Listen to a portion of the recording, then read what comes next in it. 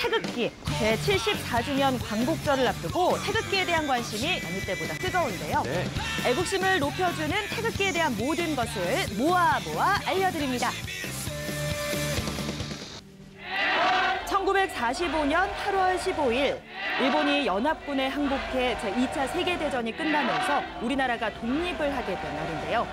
그날 국민들은 모두 거리로 나와 태극기를 흔들며 광복의 기쁨을 만끽했습니다.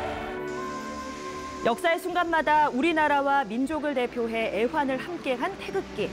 혹시 태극기 중 문화재로 지정된 것이 있다는 사실 알고 계셨나요? 아, 그래요? 광복 60주년을 이제 기념해가지고 역사적 가치가 있는 태극기들을 조사해서 등록문화재로 만들자.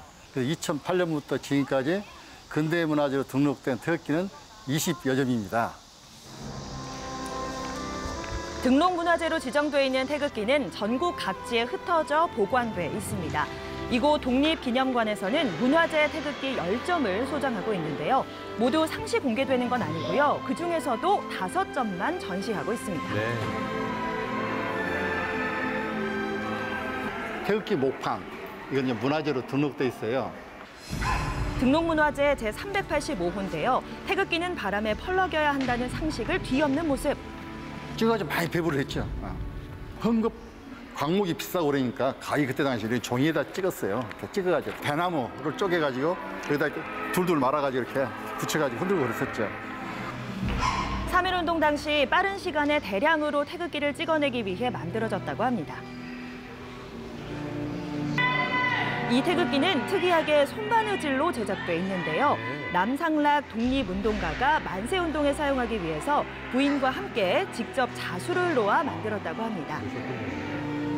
광복군의 서명이 빼곡히 담긴 태극기도 볼 수 있는데요. 광복의 기쁨과 완전한 독립국가에 대한 염원의 내용들이 가득합니다. 왠지 모르게 위풍당당해 보이는 이 태극기는 대한민국 임시정부의 입법기관인 임시의정원에 걸려 있었다고 합니다. 네. 뿐만 아니라 6.25 전쟁 중 유관종 소위가 진격작전에 사용했다는 태극기 바탕에는 당시 전투했던 지명들이 기록돼 있기도 한데요. 등록문화재도 문화재적 가치가 큰 것만 등록돼 있기 때문에 뭐 이것이 좋고 나쁘고 우위를 가린 건 아니거든요. 등록된 그 자체만으로도 훌륭한 문화재입니다. 그렇다면 문화재 태극기 중에서 가장 최근에 발견된 태극기는 어떤 것일까요? 서울 북한산 기슭의 진관사에서 소장하고 있다는데요. 진관사 태극기가 발견된 장소가 여기 칠성각입니다. 10년 전 천년고찰의 불단 안쪽 기둥 사이에서 아주 우연한 계기로 특별한 태극기가 세상에 나왔습니다. 6.25 때 여기가 다 전소가 됩니다. 그러는데 칠성각, 산신각, 란전 요 세 정각만 남았습니다. 여기가 서울시 문화재이기 때문에 해체 복원하는 과정에서 이게 이제 발견이 됐죠. 그게 90년 만에 나온 겁니다. 발견 당시 평범한 도자기에 19점의 독립운동 사료들이 쌓여 있는 줄 알았지만 사료들을 품고 있었던 건 다름 아닌 태극기였습니다. 발견된 태극기의 건괴 쪽 모서리는 불에 탄 듯 사가서 훼손됐고 중앙에는 여러 개의 구멍이 나 있는 모습이지만 독립에 대한 간절한 염원이 고스란히 느껴집니다. 이 태극기에는 특별한 비밀이 숨겨져 있는데요. 바로 일장기 위에 태극 문양을 덧그려 만들었다는 사실. 일장기가 원래 빨간색이잖아요. 그래서 그 위에다가 이제 다시 이렇게 덧칠을 해가지고 이것도 다 이렇게 한 겁니다. 그 나라를 갖다가 이제 없애야 되겠다 이런 생각들이 앞선 거겠죠. 그러니까 저희들 생각에도 오죽했으면 일장기에다 이렇게 했을까. 응? 오로지 우리는 독립해야 되겠다는 그런 생각에서 이렇게 했다고 이제 볼 수 있습니다.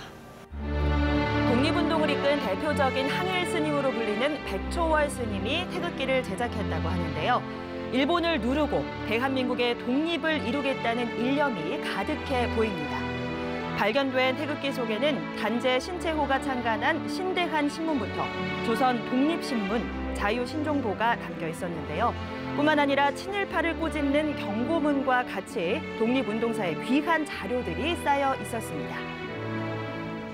이제 임정부 상시 때 그때 당시에 독립운동했던 내용들 뭐 그런 최고 중요한 이제 사건들을 기록한 거죠. 제2의 독립운동을 3.1운동을 하려고 거기다 이제 숨겨놓은 거죠. 대한민국의 상징이자 자존심과도 같은 태극기. 시민들은 태극기 그리는 법에 대해 제대로 알고 있을까요? 이 숫자가 어디로 되는 거야? 그거 한번 배워두면 잊어버리진 않아요. 한번 제대로 배워야 돼. 아닌데? 이게 우리 알려드릴게요. 학교에 근데 저 아무도 못하냐? 여기가 5번. 태극기 모양은 우리나라 국민이라면 꼭 알아둬야 하는 상식이죠. 틀렸어. 하지만 막상 태극기를 그리려고 하면 아이들뿐만 아니라 어른들도 어려워하는 경우가 많은데요.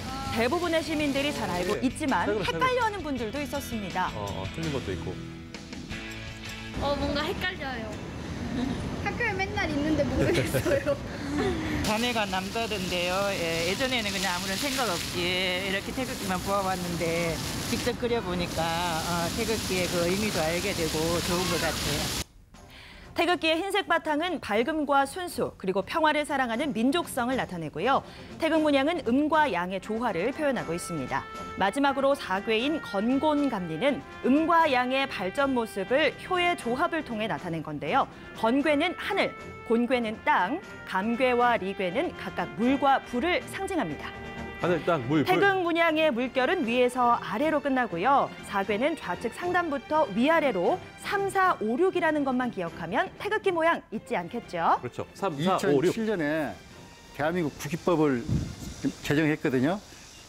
그 국기법에는 국기를 개항한 날이 365일 주야로 달아도 좋고 따로 정하지를 않았어요. 다만 현충일과 같이 조의를 표하는 날에는 조기를 달아야 하는데요. 만약 완전한 조기를 달 수 없다면 바닥에 닿지 않도록 최대한 내려 달아야 합니다. 가정에서 태극기를 개양할 때는 밖에서 바라봤을 때 대문이나 베란다의 중앙 또는 왼쪽에 달면 되고요. 태극기 폐기 방법도 따로 있습니다. 만일 태극기가 오염되거나 훼손됐다면 각 지자체 민원실이나 주민센터에 설치된 국기 수거함에 넣어주시면 됩니다. 네. 내일은 제74주년 광복절입니다. 그 의미를 되새기며 꼭 태극기 개양하시길 바랍니다.